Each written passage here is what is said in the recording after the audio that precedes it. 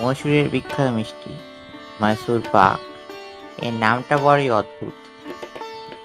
শোনা যায় 1930 সালে মহীশূরের রাজা চতুর্থ কৃষ্ণরাজ ওয়াদিয়ার এই মিষ্টি খান এবং তার নামও তিনি রাখেন, বা বলা ভালো তার নামের মধ্যে এই মিষ্টির রাঁধুনির নামও জড়িয়ে আছে।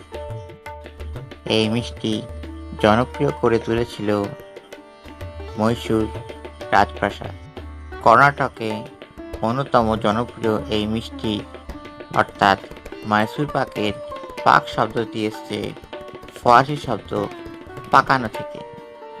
আসলে এই মিষ্টি বানাতে গেলে সবসময় চিনির সিরাপ দিতে হয়, আর যার ফলে একে পাকানো হয়, অর্থাৎ কিনা পাকা করা হয়, বা বলা ভালো রান্না করা হয়।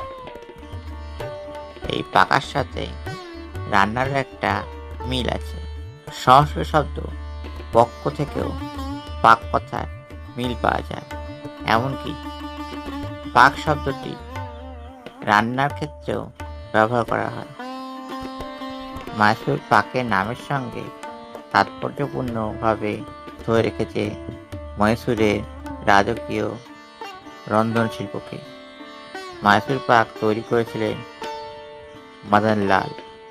তাকে জিজ্ঞেস করলে তিনি মহীশূরের নামেই এই মিষ্টির নাম দিয়েছিলেন এবং রাজাও এই মিষ্টি খেয়ে তৃপ্ত হয়েছিলেন।